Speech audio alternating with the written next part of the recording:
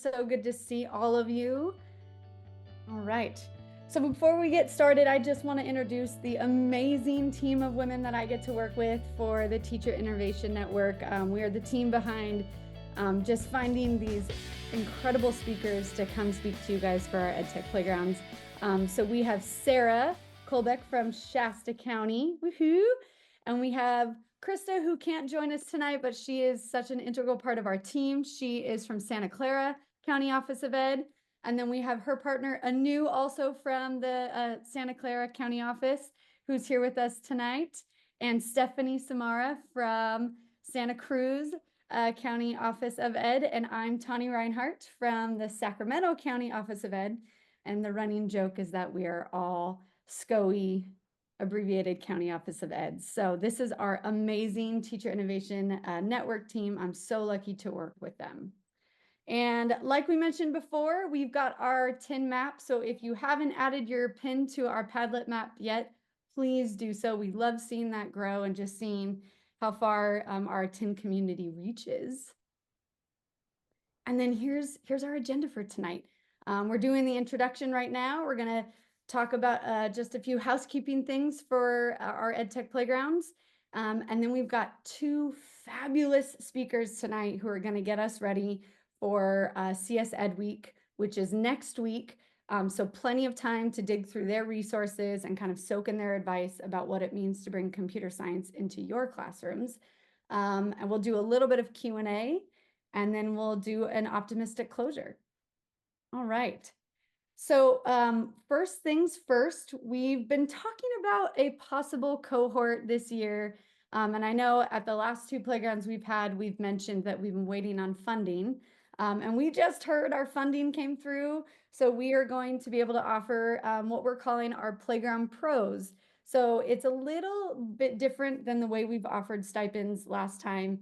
I wish we could do stipends like we did last year, but we've got some adjustments that we needed to make this year in terms of how we're getting funding and how much we have. So what we're looking at now is to shift over to something that is a little more intensive and a little more intimate in terms of building a community of EdTech innovators. You are all EdTech innovators, and we love you just showing up every EdTech playground to try these things. But for the Playground Pros, we're going to build a cohort where we can share resources, dig in a little bit deeper. So if you're interested in this cohort, Sarah's dropping the interest form right now. This is not the application form. This is just the interest form. And over the next week or so, our team is going to work on getting the application ready and sending it out to anybody on the interest form so you can apply. Just some of the big level pieces of information is it will come out to a $500 stipend total across 3 EdTech playgrounds plus an orientation, and then some asynchronous assignments for each one of those meetings as well. And then let's look at real quick. This will just kind of help you figure out whether or not this is an opportunity you'd like to pursue. So we're looking for approximately 30 educators. And in terms of commitment, we are really, because our spots are so limited, we're really asking for you to think about whether or not you can attend all of the dates for this cohort, that you're willing to interact with other cohort members, and that you're willing to try some of the tools that our speakers present at the next 3 EdTech playgrounds. And then just a couple more things in terms of our funding. We are looking for people who work in a public California school, either as a teacher or even an EdTech coach. But in that terms, we really want to make sure that you're in front of students on a regular basis, so you can try some of these tools, maybe have some feedback, adjust a couple things, and try your tool again. And again, that you can just be at all the required dates and complete all the assignments. So if those things sound like something you can commit to and you're excited to try, definitely get your name on the interest form. Oh, I see that we've got some feedback in the chat that the form is not opening. So we'll get on that, and as soon as we update that, we'll repost the link. Awesome, now it's opened. All right. If you can't open it and you really want to get your name, feel free to send your name to one of us in a private message, and we'll get your name on that interest form as well. But so excited for this opportunity and can't wait to see all of you apply. All right. Stephanie, I'm going to pass it over to you for our speakers for today. Perfect. Thanks, Tani. All right, so I have the pleasure of introducing our first speaker for today, who is Sandra Myers. Sandra teaches upper elementary and middle school students at Valley Montessori School in Livermore, California. And she's been teaching innovation and technology for several years. Alongside teaching, she's also served as a facilitator for computer science discoveries for over 5 years, connecting with diverse individuals and enriching her teaching practice. Before entering education, she enjoyed a fulfilling career as a filmmaker. So we're so lucky to have Sandra Myers here today, who's going to be telling us a little bit more about computer science. Welcome, everybody. I'm gonna start my I'm gonna share my slides. Give me one moment. Make sure that I optimize everything. Oh, give me a thumbs up if you guys can see this. Thank you. Well, welcome to Tech Playgrounds today. I'm very excited to be here with all of you, and hopefully you get to learn a little more of what we do from code.org and from Valley Montessori and physical computing. So the first thing I want to ask you, and we're going to do a little bit of a chat waterfall, is what is your journey to computer science? You can answer any of the questions that are in the slide. How did you first hear about computer science? Content for the first time? Did you study it? Did you have any fears or concerns about becoming a computer science teacher? What else would you like to share about to becoming a computer science teacher? And I'm gonna give you about maybe 30 seconds to, and then when I said hit, just send it, okay? So 30 seconds.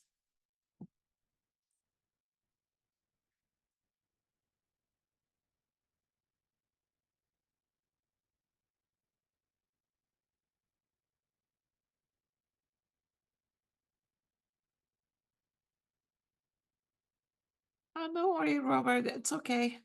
Do whatever you can. And it's okay. All right. If you are ready to send, you can hit send now. Gain more knowledge, straighten my skill. Been computer teacher in the past through the hour code. Excellent. Teaching computers to middle schoolers back in 1995 and got my master's in education technology. I am now finishing up my supplemental credential. Fantastic. I hear about computer science by attending a training like this one. Yes, that's the idea, that we get more people involved in computer science. Through the school district, minimal teaching and computer science, but long time assist. Well, it's always a good time to start sometime soon. And definitely computer science, the final frontier. These are the voyages of Gloria and their 5-year mission is to explore future-ready instructional practices to leverage technology in purposeful ways and complete 250 plus hours of professional development to become advocates. Yes, definitely.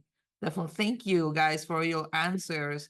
This is fantastic. And if we can promote more of this, it's super. So I'm going to give you a little bit of a workshop overview. We are only 35 minutes in time at this point with me.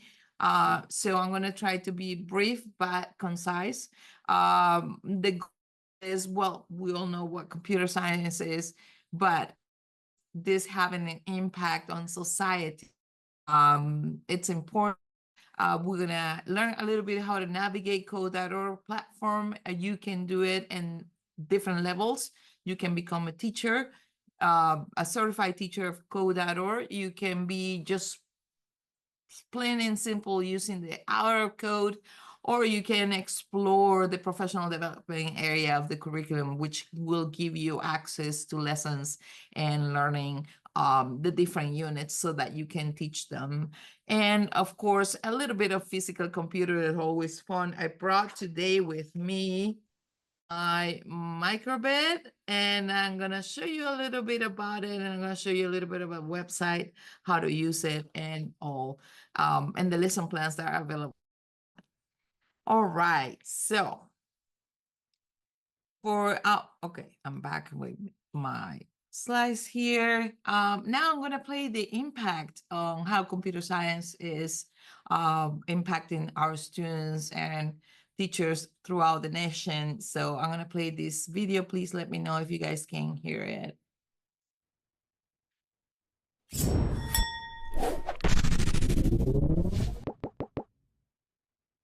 The sloth will clap high when we press down. The bear will do double down, and when we press space, the cat will fluff. Okay, that's a lot of commands at once, but we can do it.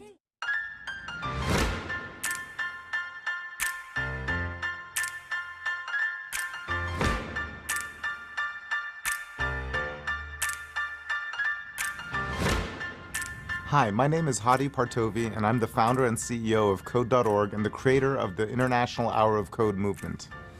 I want to welcome all of you who are participating in our professional learning. We are so proud of the tens of thousands of educators like yourselves who have joined the global movement to bring computer science to be part of school curricula worldwide. At Code.org, we believe that our professional learning experiences empower educators to advance a mission of equity. Our vision is that every student in every school should have the opportunity to learn computer science as part of their core K-12 education. We also believe that access to high-quality computer science education is an important equity issue. Why? Because computer science is not just about coding. It involves critical thinking, problem solving, creativity, and collaboration, all skills that are vital to education and careers in and out of the tech field. Students also consistently report that computer science is one of the subjects they most enjoy. However, high-quality computer science education still isn't available to all students, and the discrepancies in access often fall along lines of race, gender, or income level. Educators like yourselves play a vital role in supporting equity in computer science, and we at Code.org have invested in building equity-focused computer science curricula and professional learning experiences to support you all in this work. Thank you for being part of this movement.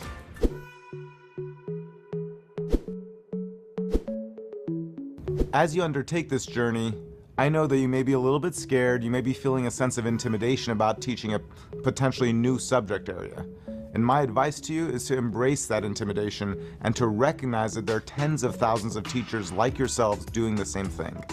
We believe that the best way to handle this intimidation is to be upfront with your own students about it and to let them know that you're modeling how to be a lifelong learner. Because by the time they're your age, they'll also need to continue learning as they go and try to keep up with new technology. The change that's happening in America's classrooms and the embracing of computer science in the curriculum wouldn't be possible without the sacrifices of so many educators like yourselves deciding to go through workshops, to learn something new, overcome that intimidation, and recognize that this is important for your students. Finally, we understand that educators like yourselves come to our professional learning experiences for a wide range of reasons. We understand that you're likely expecting to spend some of your time with us, diving into the curriculum and learning everything you need to know about computer science. This experience will absolutely support you in learning about computer science and this curriculum, and we'll present it in a way that allows us to keep equity at the forefront of our thoughts and activity. Because at the end of the day, we all play a critical role in making equitable computer science education a reality for our students, and we're excited to work with you to consider the opportunities we have to do so. Thank you. All right. So it's obviously, there you go. So the important part of this is that the mission of Code.org is that we all, teachers of any other backgrounds, I was a filmmaker to start with, and I took this training and I fell in love with And I thought, oh, this is just great for my students. And I think more than ever, we all need to be able to spread out and make sure that all our students to computer science. This is extremely important for all of us as a nation. That's, as a people. So we have a curriculum pathways. There are different curriculums that anybody can access to. And if you are a teacher, you can access the let's just say the progress and the learning part of it and the part of it, which is really important. So for a curriculum, depending on your circumstances, obviously there's flexible. Some people teach in year round. People have only students for once a week. Some people have full classes, and you can certainly implement this in a way that accommodate your schedule and your students' needs. No one knows better your classroom than you. And so you can decide which curriculum to teach depending on the grade level are. And here we have the curriculum pathway.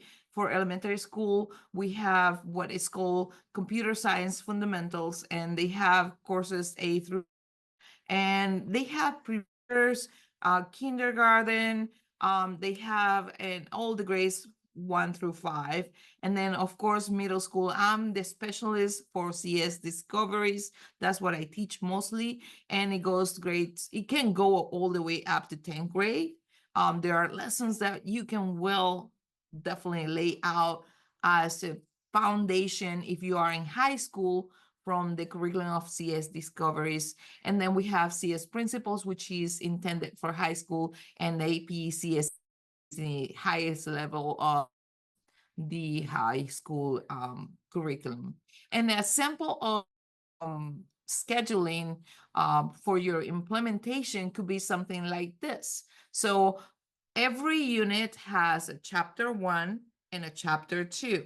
The chapter 1 is mostly kind of go through content, to go through concepts, to go through understanding computer science, each topic, what is a variable, what is, and so on and so forth. So it gives you the intro depending on the unit. In this case, for instance, this is the design unit, app lab, how to create apps. And chapter 1, you will see lesson 1 through 9. Then we have a capstone project for chapter 1. And then you will see that chapter 2 of each one of these units will show you more of the creative part, open-ended projects. Once you learn the concepts, you then get to practice with different projects. And of course, these are all through the California Computer Science Standards. And if you are in another state, the standards are more or less, some of them are very similar to this. Now, I'm going to go, I know that we have a lot of information going on, so I want to show you a little bit how to navigate through Code.org platform and how to become a certified teacher. So the first thing you want is you want to create an account in Code.org, and I am going to show you a little bit of that in a second. So before we navigate to lesson plans, I want to actually go through the code form and what you can do here. And I'm gonna zoom out my view so you guys can see the entire screen. So if you don't have an account, you can definitely sign in to the platform and create an account. So let's say that I don't have an account. I tap on creating an account. And when you create an account, make sure that you let them know that you are a teacher. So you wanna put your email, you're gonna create a password, and you're gonna sign up. Once you sign up, they will ask you whether you're a teacher, you're a student, and so just make sure that you go as a teacher so that they can actually take that in and then send you a kind of confirmation that you will be a certified teacher on code.org. And as we saw the instructions here, Stephanie sent us through the chat a support document on how to become a certified teacher. Let me just click on that. And let me tap on this. Give me a second, guys. There you go. So to create an account, you attend a professional development workshop. You manually verify yourself as a teacher. You give them that information. You fill out a form that they give you. It's a Google form. And form will, first of all, you have to have your account set up, obviously. So it's a request. It's not here in my page right now because of my presentation, but definitely in the account settings page, you can see which email you're going to be using for that. If you use the school, immediately they will get you certified with the probably respond within a week.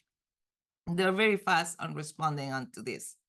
Now, let's continue to navigate to lesson plans. Obviously, once you are a teacher, whether certified or not, you can still access code.org once you create that account. And when you create that account, you will have the platform, and I'm going to go here again. I'm going to sign in.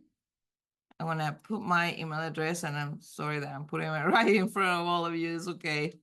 I just wanted to do this so that you can see how easy it is to kind of access this.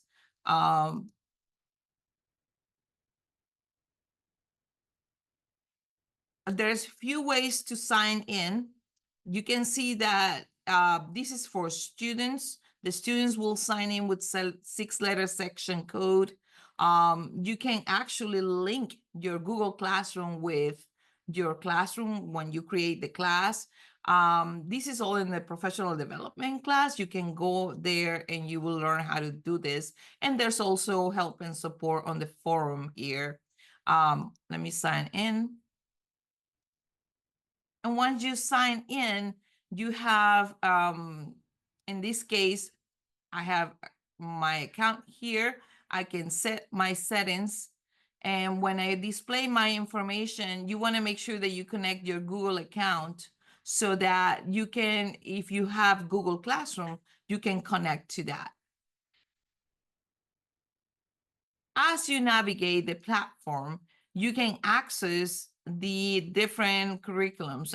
I can see here that I have my classes created and the courses, my professional development courses that I have. I'm going to go back here to my slides.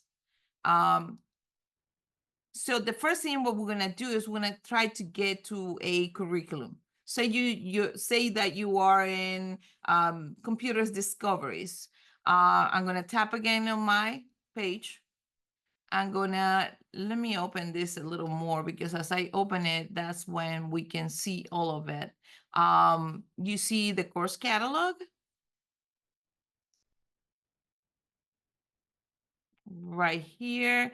And you can go by duration, by grade, by topic, by devices as well. I sometimes use iPads in the classroom, and some of the lessons are not necessarily designed for iPads and the curriculum you want to.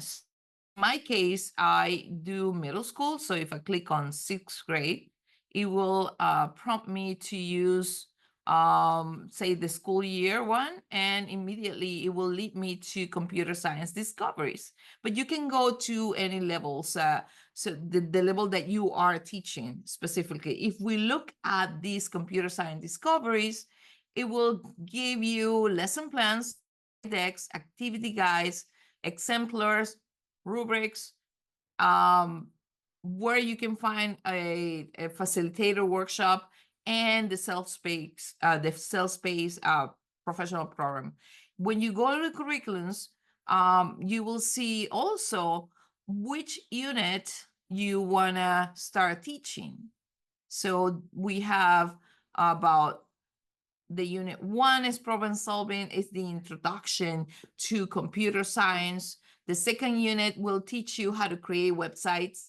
And like each chapter has chapter 1, which is the main concepts, and the second chapter that give you the open projects for more advanced lessons. And when we look at the unit in itself, you click on it and you will see that each lesson, and I have a teacher panel. I can see the panel as a student.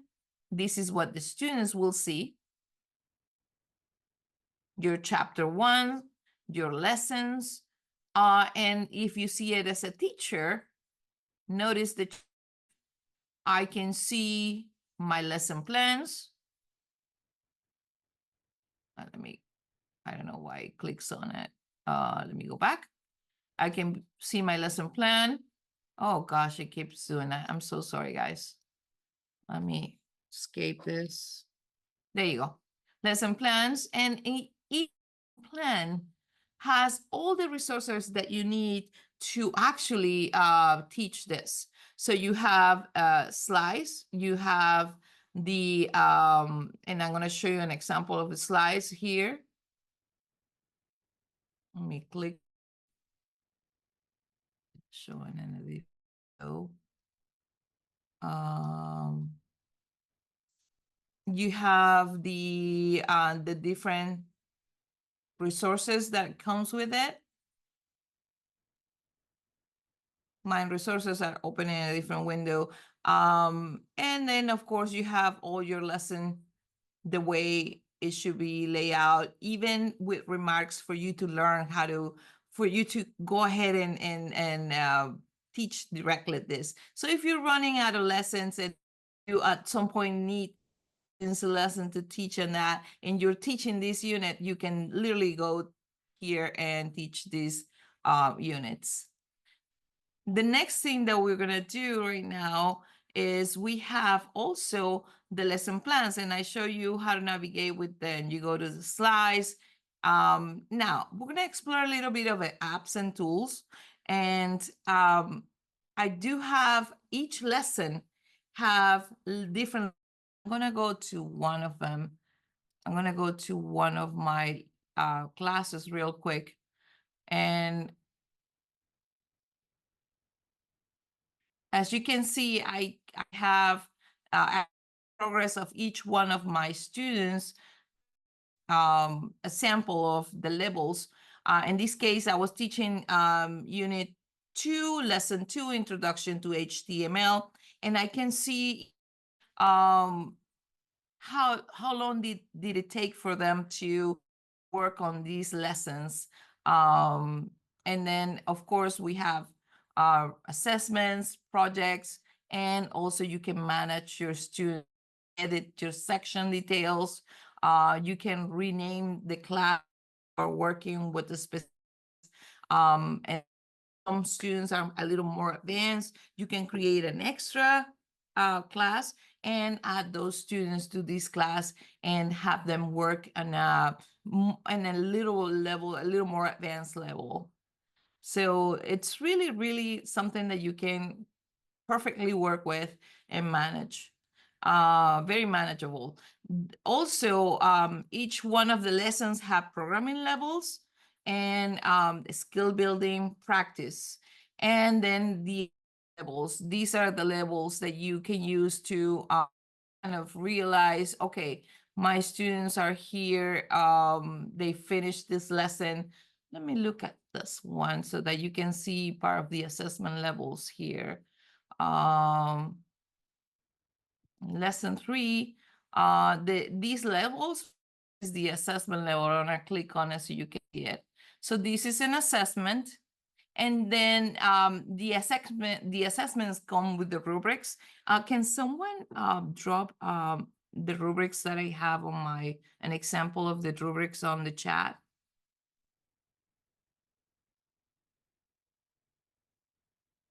So that you guys can see. Yes.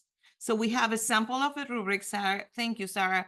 And these are something that you can you look at the project, you still look at the project for the students, obviously, so that you can provide feedback, and you can tell them to keep working. You can specifically tell them, okay, this is what you need to do. This is, you need how to finish this unit.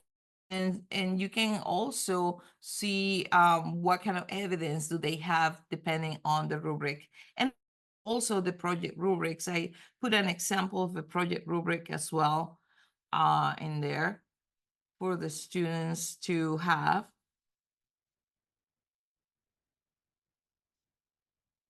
Perfect. And this one is an app. It's an exemplar of one project level you can use. And then of course, challenge for those early finishers, the students that tend to kind of finish these as an kind of sift through. You want that there's obviously understanding before they can move on to level. And then you have resources that can provide information on these concepts. In Code.org itself, you have documentation that actually take a look at. When they go to the different units, and I'm going to go here through a level of exploration. You have 3 tabs which show what they have to do, helps and tips. This is where they find the documentation, and you can actually tell them, hey, listen, let's go over this documentation, check these concepts, and you have also they open in a separate window, and they will be very specific as to each one of this is what you see, this is what the students see. So these are all resources that are accessible for you and for the students, and they can go over each one of the concepts if they don't understand the concept, and therefore not being able to complete those levels. And so this goes back and explain these concepts to them as well, and they're accessible in the lesson itself. And of course, let's talk a little microbit. How many of you guys are using microbit in your classrooms?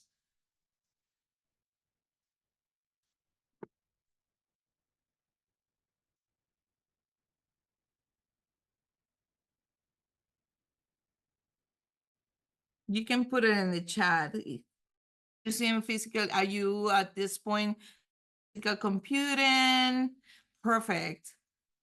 Yes, I love microbits, and I'm going to show you a little bit of my here. I added, because I'm creating one little project that will to a little motor and have a potato walk.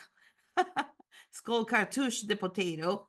And for this, you don't have to just go to code.org. You can go straight to the Microsoft Microbit page. And I have it right here. And in this case, I created a name tag. But if you want to go through, oh, it's super fun. Want to go through the tutorials, they can you can certainly have them start the tutorial themselves. You can lead those tutorials. Once you create that, we have access to the virtual micro, and then once they learn the process, you can go to the microbit and program your microbit with the code that they created. What I love about both microbit, the microbit software, and code.org is that when they teach the unit, let me show you an example right here in code.org, for instance. Let me go through maybe another lesson here. Maybe this lesson. So you can literally see the code as we speak, and you can have them write this code in their journals. Do they do journaling? And if they don't, it's a really great practice. And microbit, when you go to the website, you can not just do this in blocks, but you can work on JavaScript. You can work on Python as well. And that's something that is super, super awesome. I have them write the code once they finish their projects. I have them write the code on their journals so that they can learn how to do programming and continue their practice on computers. And some lesson levels for this, and I'm gonna go back to my slide, is in code.org, you can it and create events through that. And of course, I'm going to give you a little bit of context for that. In this case, the implementation for physical computing has the lesson introduction to App Lab. Then you get the microbit with physical designs. And then in lesson 4, you start adding screen elements. Oh, yeah. Okay. We have one more, friends. Thank you so much. A lesson, I think I show you a little bit of that lesson investigation, but this is more or less the slides, how they look like when you teach the class. And to wrap it up, of course, we always do a journal prompt to make sure that they understood the concepts that are being taught with the microbits, the physical computer unit, or any other unit that you have. Teaching currently web lab, and it's super awesome. I really enjoy these. And what it is that you have formative and summative assessments that you can go through, and using the rubrics and using the resources will really be helpful. And like I said, we'll send you guys all the instruction from a certified teacher, and where can you get the professional development.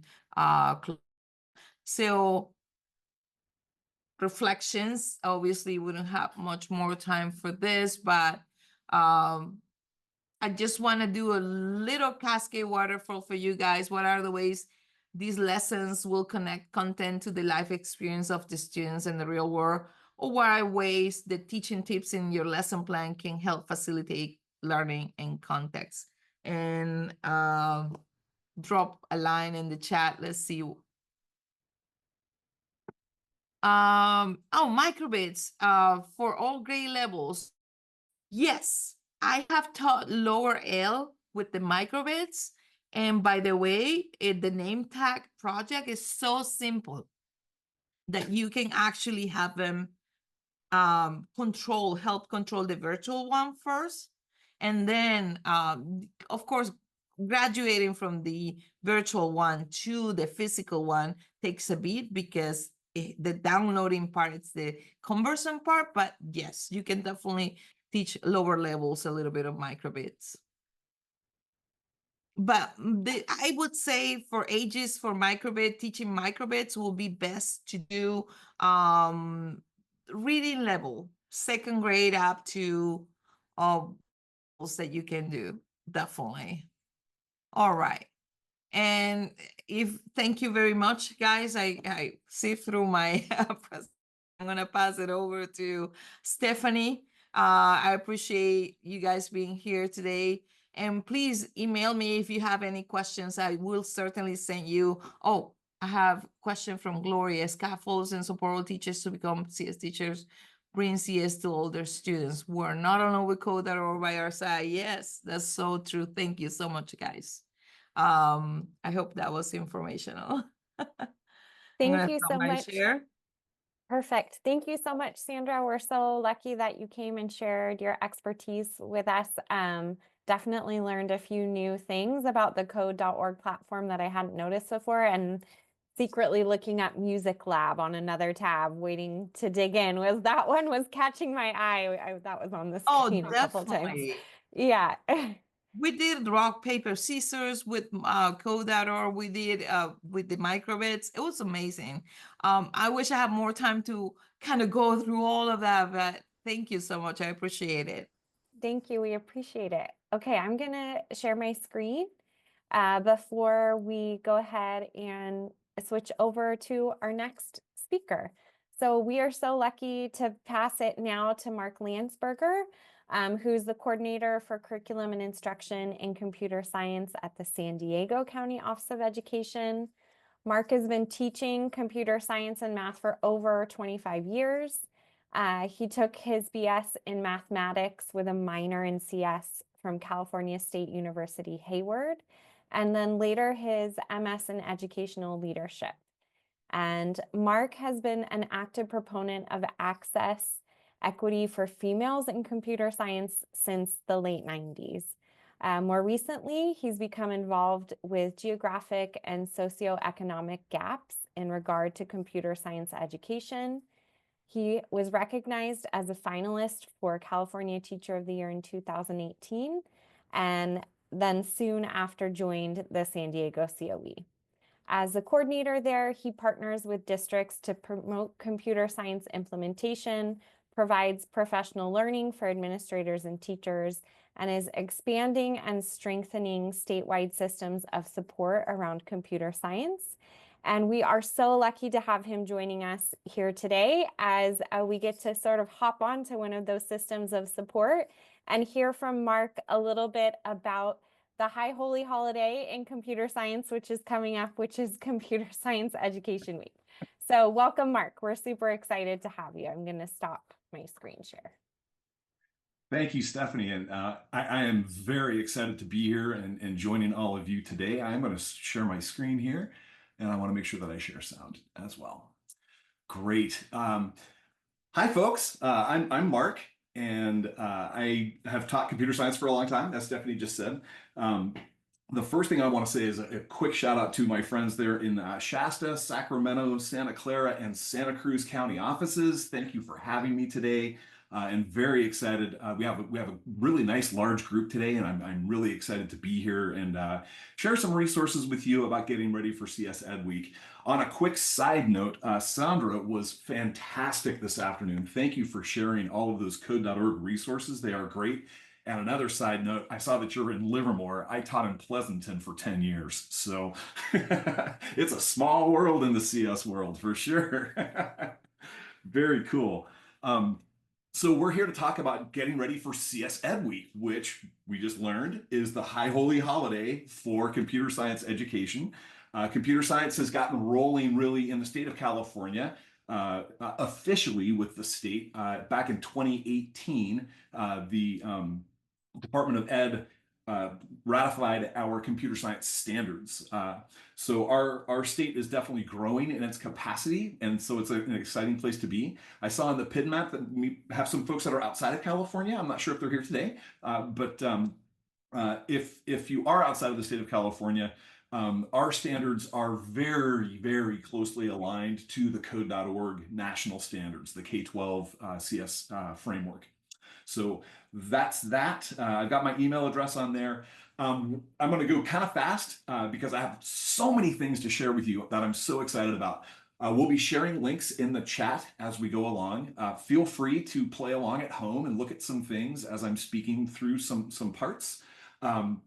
But these slides will be shared with you at the end of the presentation. So don't feel like you've got to write things down or save tabs or anything like that. Just come along for the ride and enjoy yourself.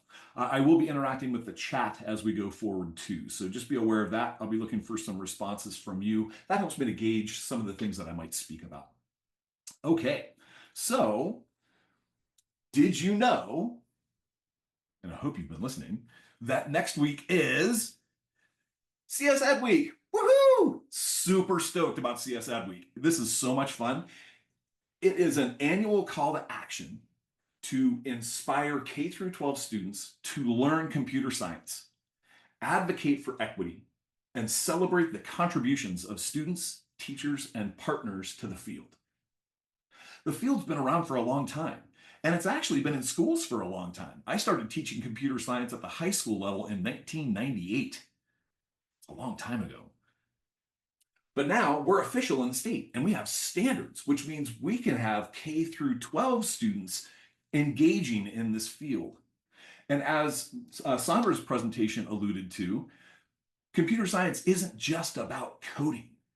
It's about the impact that computer science has on our society at large. Think about it. The smartphone didn't come around until like 2007. But doesn't it feel like it's been here forever? Could you get to where you're going without Google Maps? Maybe not.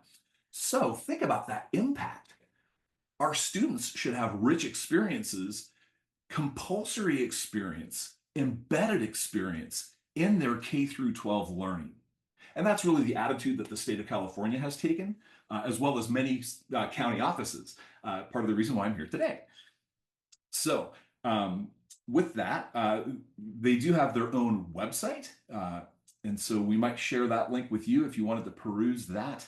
And also follow up with a question. Let me get a thumbs up if you knew that next week is Computer Science Education Week in the chat, or give me a thumbs down if you're like, oh, I had no idea that this was coming around. All right, getting some reactions. Some of us are aware.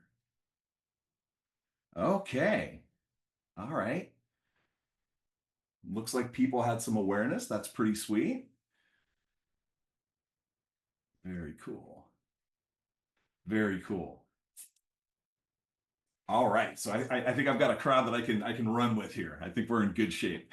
So with Computer Science Education Week, one of the things that you really could think about is let's make it a celebration.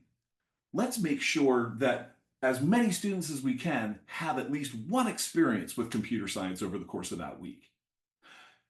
If you're already teaching a full CS class, there's other things that you can do, which we can talk about as well. So if we make that a celebration, we should probably have a theme. And the theme this year is looking back and leaping forward.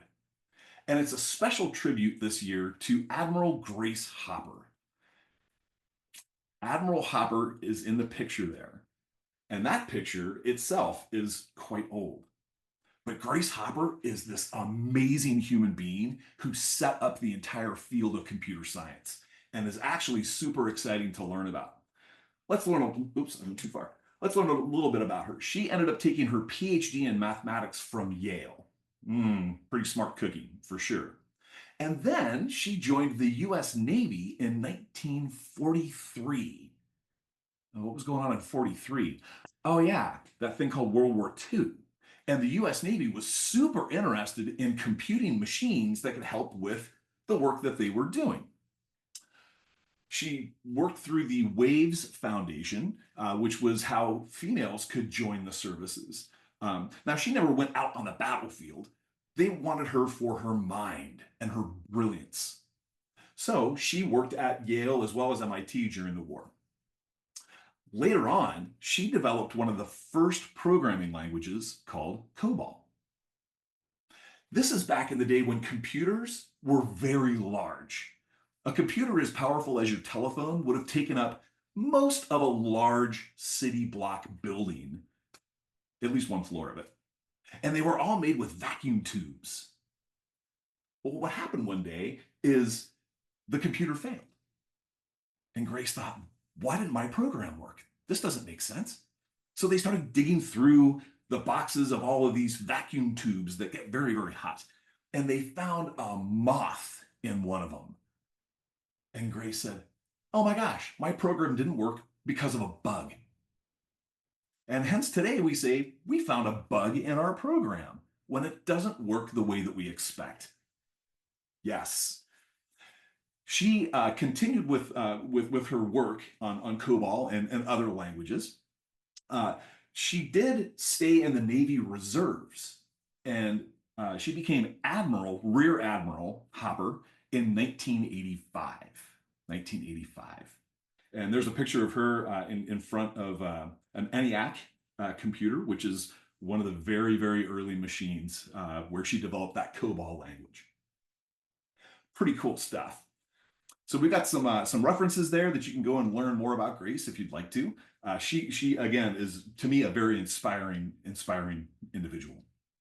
So that's part of our theme. We'll get to the leaping forward in just a couple of minutes here. So how might we get ready for Computer Science Education Week? How do we go about doing that? There's a lot of different ways that we can approach, and it really depends on your context. It sounds like some of you were aware of CSEd Week. Some of you might be ed tech coaches. Some of you might be classroom teachers. Well, there's different ways to do this. Some of you may have no experience at all, and you're a fourth grade teacher. That's okay. We want you for sure, just like the Navy wanted Admiral Hopper. So how do we do that? Well, it can be as simple as reserving a single hour next week. There are activities called the Hour of Code. And Sandra showed some of those a little bit earlier, and we just shared a website with you. There's all kinds of options there, and most of them are very well designed, and they have a script so that you can go step by step, and the students are led through an experience where they can do a lot of learning. My personal favorite is one called AI for Oceans, where students can have a fun interactive model where they're learning how artificial intelligence actually works. Pretty cool stuff. An account isn't required for most of those, but students and teachers, especially ones that were developed by code.org, they'll need an account with code.org so that they can save their work if they want to. If you're not worried about saving the work, then that's okay too. But if you could do 1 hour, it's a great way to start. As Sandra alluded to earlier, we don't need you to be an expert. You don't have to be an awesome mad coder, kind of like myself, because I've been coding for a long time. You don't have to have that level of expertise. With these materials, all that we ask you to do is take the stance of being a lead learner. You know how to teach children. That's much harder than having expertise in writing code. So you're already an expert. Just take on that stance of a lead learner. So Hour of Code is great. Very, very helpful. Another option is something that's run by CSTA, the Computer Science Teachers Association, in conjunction with several other partners, including code.org, called the CS Heroes. This is a great website that's being shared right now. The CS Heroes has several different ways that you can participate. One of my favorites is just telling students, especially if you have middle or high school students, to go to the web page, and I'm going to show it to you right now. I just got to escape out here and jump over to my next tab. This is the CS Heroes page. If you scroll down, there's lessons here, which I'll talk about in just a second. But just letting kids loose on this page and saying, you know what? Scroll through these folks and see if there's anybody who resonates with you. Simple assignment. You take your time, look through, find somebody who looks like you. Click on them. And you get all kinds of information. I just picked Amy because she has glasses. Yeah. Lots of information. What's called a hero poster that you can download. There's always a video about their work and articles and resources that students can dive in a little bit deeper. So you give them some time to find a hero, do some easy research about them, and then maybe just do a reflective piece. Hey, here's this person. I'm going to introduce my hero. I'm going to tell you a little bit about them, and then I'm going to explain why that person resonated with me. This is a great project for helping students to build their identity around computer science. That they too could be able to do computer science because they found somebody who looks like them. The Heroes Project is really, really cool. Whoops, that's not where I wanted to go. I wanted to go here. If it'll reload, there we are. So you could do it simply by having them just pick their own. Another favorite of mine is, where is she? Danielle Forward is a really cool hero. She's doing a lot of work with Native American tribes and using computer science. Really cool story. You might want to check that one out. Now, there are lesson plans for these. The poster lesson is similar to what I just talked about, but it's a little bit more guided. It's a little bit more of a guided project where students do go through some planning and do some work around that. That's a really good one there. Or the Future Me poster. This one here in the middle. The Future Me poster is really pretty cool because students can think about how they interact with computer science currently, and they can make their own poster of themselves. It comes with a slide deck, which you can make a copy of from the original, pare it down for exactly how you want to approach. There's a few different ways to do it. You can do unplugged versions, all kinds of different things. But the plugged version even has a website where you can take a picture of yourself, upload it, and get rid of all the background noise, the background images, and add that to your poster. That's exactly what I did with this example here. So asking students, how could you be a hero? This is especially a great project for full year courses in middle school and high school, especially where students have been learning about coding and they're like, you know what? I can do this and I'm getting the hang of it. Well, what do you think you might do in the future with computer science? And they might start thinking, wow, what could I do with that? It's a great way to spark not just interest in the field, but recognizing that having coding skills and having a sense of how computer science works truly is a tool. It's a tool for solving problems, sometimes big problems like environmental change, social change, you name it. Most fields today, when you start studying at the master's or the PhD level, especially all the hard sciences, but even what we term the humanities, like psychology, sociology, many fields. If you understand programming, that's going to be a requirement soon for those fields for their master's and PhD level projects. So something to think about there. Okay, I lost my cursor. And it's back. Very cool. So these are pretty simple things that you can implement next week, even if you have next to no experience with computer science. Read through those materials, and I think you'll find that that is truly the case. And I invite you to join the community for CSEd Week. Now, what if you have a little more experience? Maybe you've been a classroom teacher for a long time. I saw a lot of people saying, hey, I've been using microbits and they're awesome. And yes, they are. That is a really, really cool device. Well, there's other things that we might start to consider when thinking about CS. There we go. Are you ready to dive a little deeper into some other possibilities? Sure, come on, let's play along. Well, I mentioned earlier that we have California computer science standards. How many of you know what the California computer science standards are? And so let's use that chat box once again. Give me a thumbs up if you're like, I've been working with the standards. I know them, maybe not like the back of my hand, but I'm super familiar. Or a thumbs down of, we have computer science standards? What? I'll give you a minute to get some responses to that. And thumbs down is okay. It all depends on your context. Okay. Yes, Andrea, that's something that I hear often. It's like, yeah, I know they exist, but I've never really looked at them or thought much about it. Maybe not had the time. That's understandable too. We're all super busy. Okay, good. Thank you for those responses. So the computer science standards in California allow us to set a foundation for students in computer science for their active adult life. Think about it. I think of my parents. Now, my dad is 92 years old.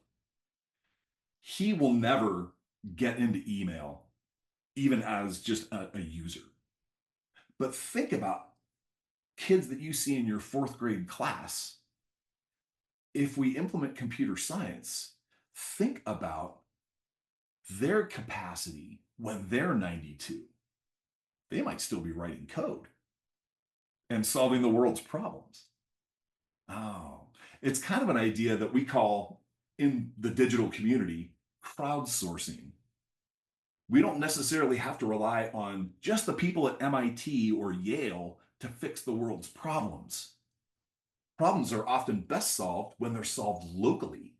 And if more and more people are like, well, I can just write an app for that and we can fix that problem. We can solve more local problems if we bring our students this curriculum that they can work with. Now, it might be a fixed curriculum, like what Andrea was showing us earlier, but it could also be some of your creative inspiration that brings us to lessons that are pertinent to the students that you have in front of you in your classrooms. So I saw a fair amount of thumbs up on knowing that you had computer science standards.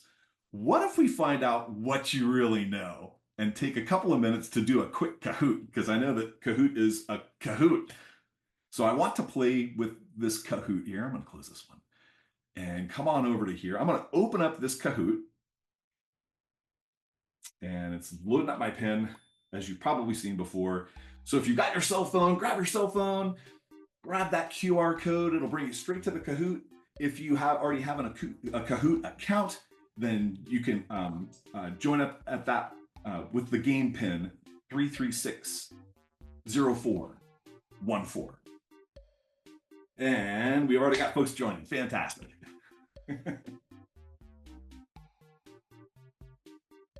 If you've never used Kahoot for a quiz in a classroom, the kids love it. It's a lot of fun. I'm going to bring up my volume just a touch because, well, it looks like it's already up. Okay. Music sounds a little quiet. Okay, we've got more people coming. Feel free to join. I've got a cap of 40 on this, so.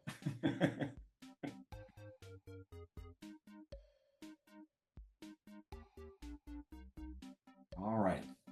So I'm going to go ahead and get, in the interest of time, I'm going to get started, but I do believe that even if we've started, you can still join. I think that the codes still show up at the top here.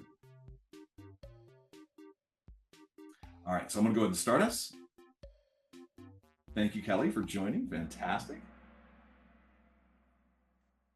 All right. California Computer Science Concepts. Here comes the first question.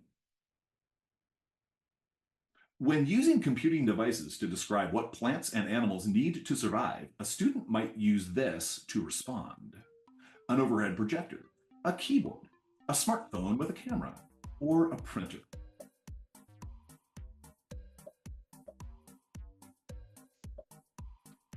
Answers are coming in.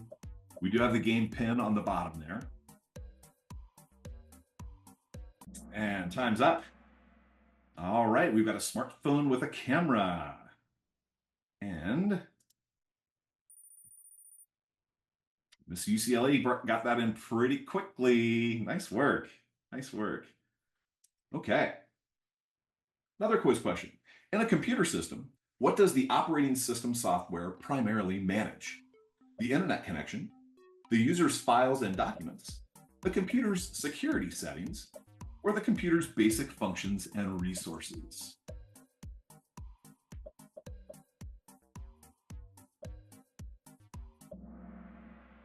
Oh, okay, 9.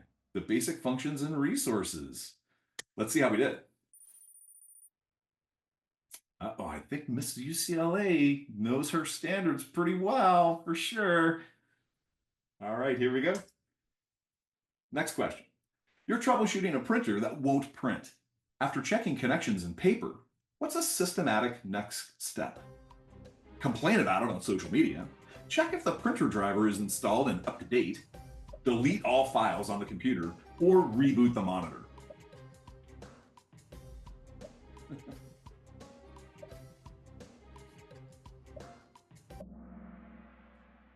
Wow, 13. Nobody chose the triangle, the red one. I'm impressed. Check if the printer driver is installed and up to date. Looks like we all got it right. Okay, that leaderboard is moving along a little bit. Next one. Why did the computer bring a ladder to the network party? To climb the social network? To reach a higher bandwidth? To fix its jitter issues? Or to play limbo with the data packets?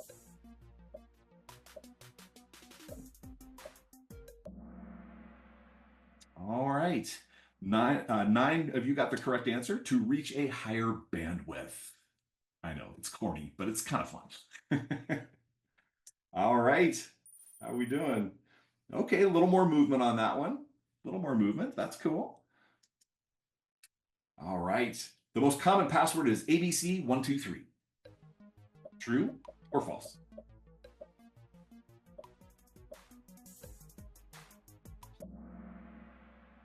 All right. The answer is false. False, ladies and gentlemen. The most common password is password. Password. All right, let's see if that moved. Oh, Andrea just jumped in the lead. Oh no. Now it's getting competitive. Look out. Here we go. Which type of data typically requires the most storage space? High resolution images, simple audio files, short text documents, or basic spreadsheets?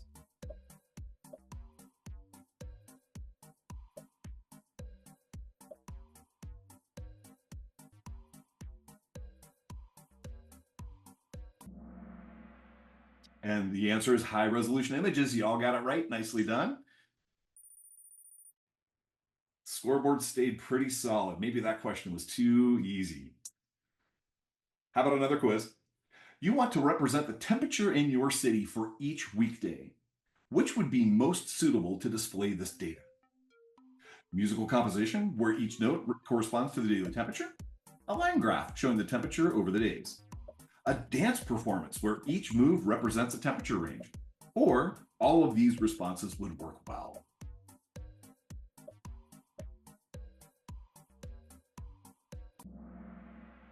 There we go. The correct answer on this one would be a line graph showing the temperature over the days. And there's our scoreboard. Andrea is still in the lead. She might be pulling away. My goodness. All right, a couple more. In a predator-prey ecosystem game, what might a score variable represent? The number of lives left for the prey? The number of predators in the game? The number of successful captures by the predator? Or all of the above?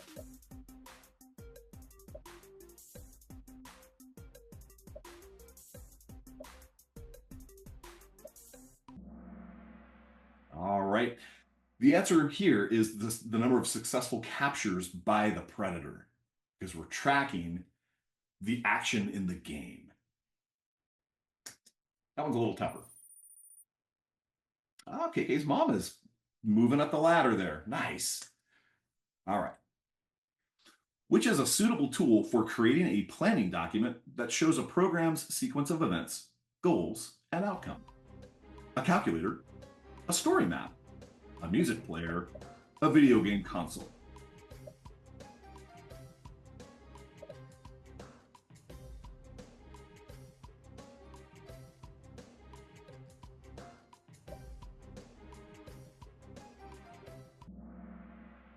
There we go. That would be a story map. Absolutely. Everybody got that one?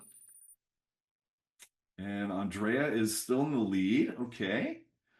Last one, true or false?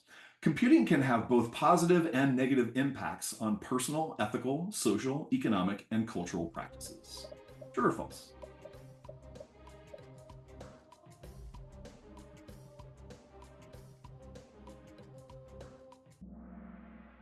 Nice work. Everybody got that one too. Fantastic.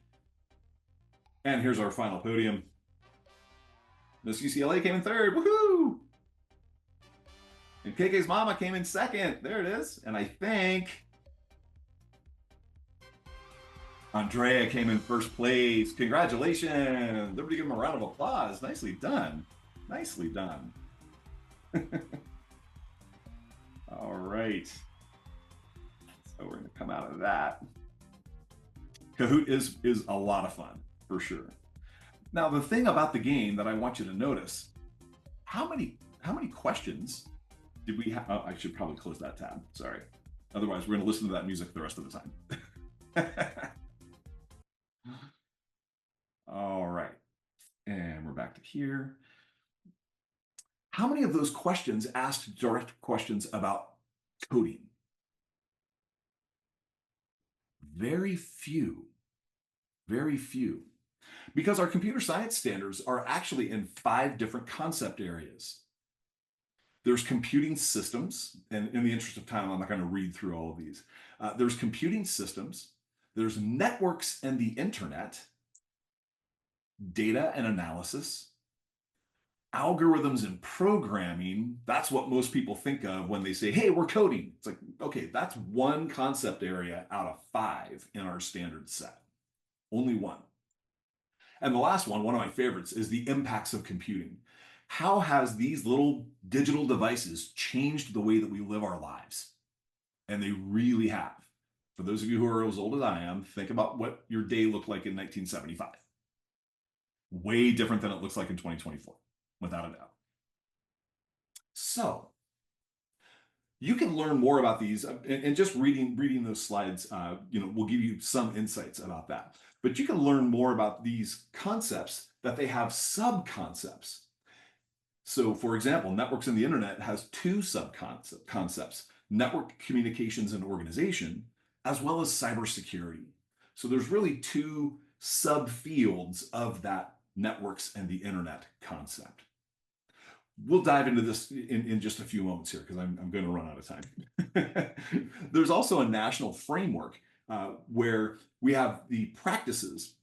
This is the K through 12 framework that you may have heard of before. I'm not going to go into great detail of that, but I did add my own overlay to that if you look at these different ideas, there's problem solving, collaboration, critical thinking, creativity, communications. Those are the 21st century skills that we've been talking about for 30 years now. So that is definitely something first to think about. So when you think of the standards, it's what students learn. And when you think about the framework, it's how they go about learning those. So it's important to differentiate between those 2 things. So it's content with the standards and pedagogical practice with the framework. And those are all available for you. Now, you can learn more about our California standards by looking at this super exciting website. Look at how brilliant that web page looks. It's exciting.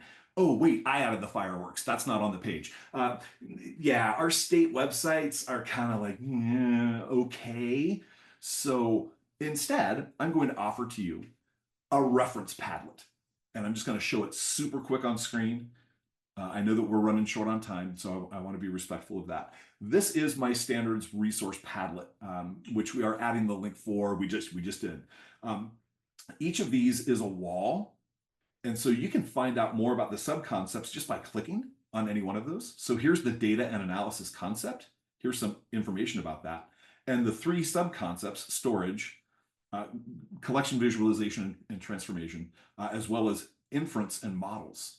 And so you can read more about those on this Padlet. Each concept has its own little page that you can click on. I also gave us the grade bands. So K through 2, if you want to know all the K through 2 standards that are out there, you just click on that one and it'll load, hopefully. There we go. You can find all of the K through 2 grade band standards that you would consider for those grade levels. People find that very helpful. A lot of folks also find the all standards for particular sub-concepts helpful. I found that elementary teachers really love to get this continuum of, well, if I'm doing this in 3rd grade, what impact does that have on, middle school? Or if I'm doing this in kindergarten, what impact does that have on 4th grade? And these documents, the all standards documents, can help you see that. On the next column, I have the framework of practices here. And we have more information in these tabs here as well. So if you're curious about the standards and want to dive in, feel free to use that reference Padlet. Another piece that I have for you, we have the appendix document. And this shows up as this great grid of ways that we can integrate computer science with other concept areas, with other fields of study. When you get here, you'll find that it's a Padlet of Padlets, because I like recursion and that's a lot of fun. So with this, if you go to the 6th through 8th grade band, you'll find that that's another Padlet.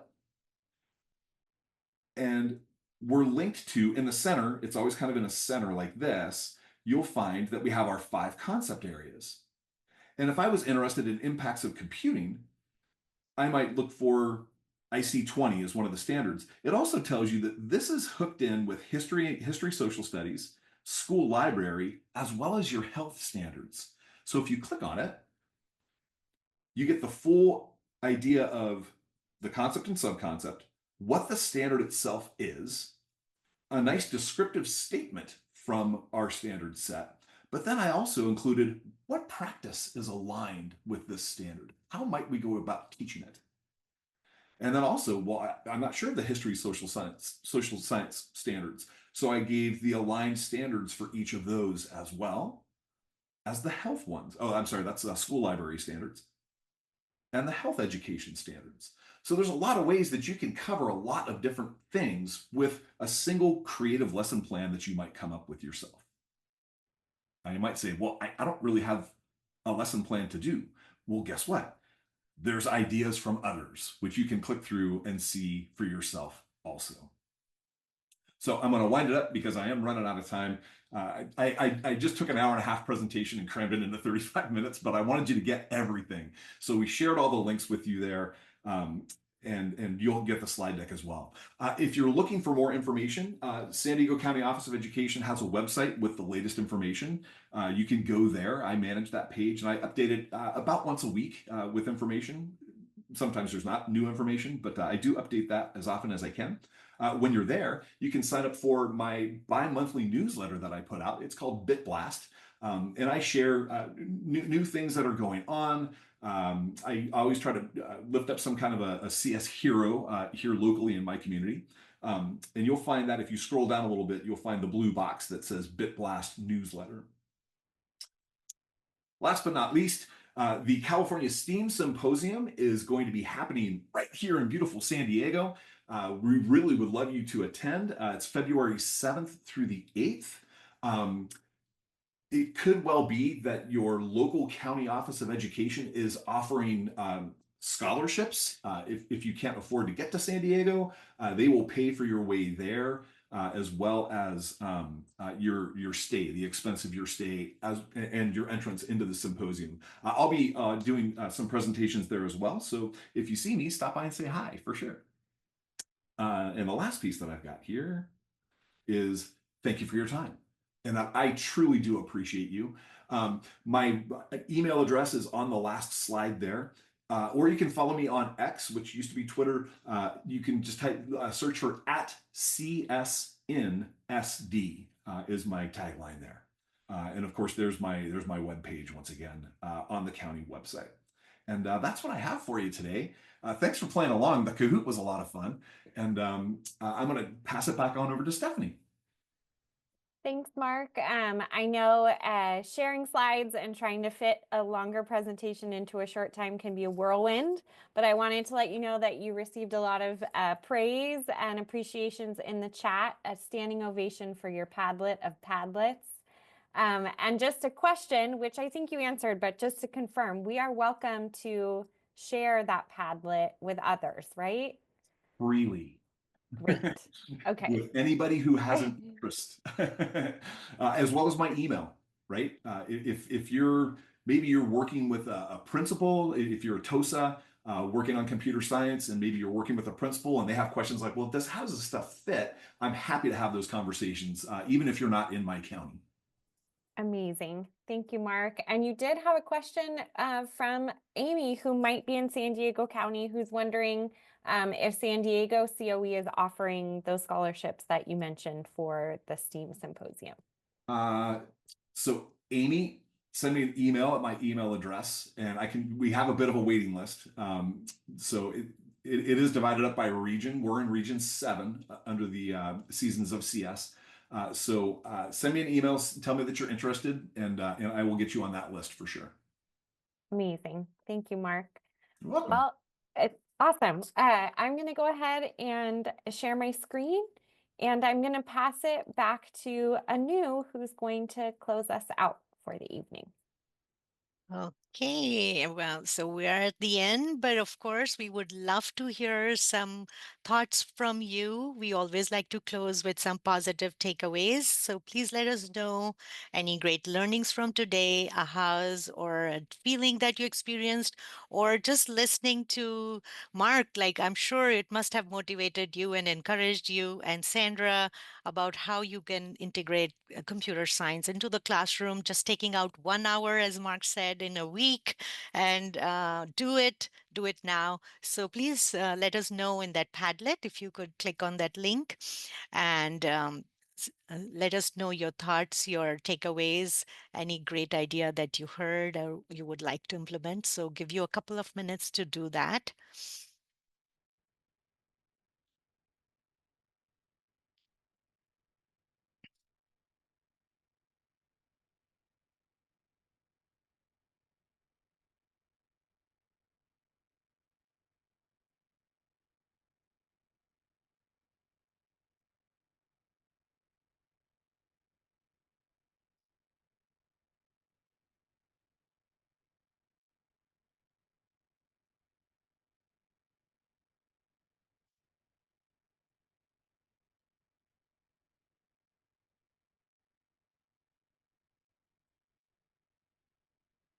Okay.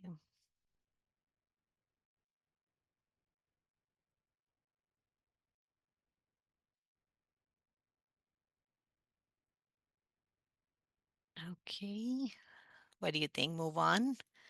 Yes. Okay. So let's go on to the next slide. Okay. So we are very excited to let you know about our next playground. It'll be on digital storytelling with Canva.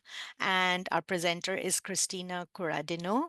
She is a teacher on special assignment from Riverside Unified School District, Department of Innovation and Learner Engagement. She has presented at Q and STEAM Symposium, an amazing presenter. So we are excited and looking forward to her presentation.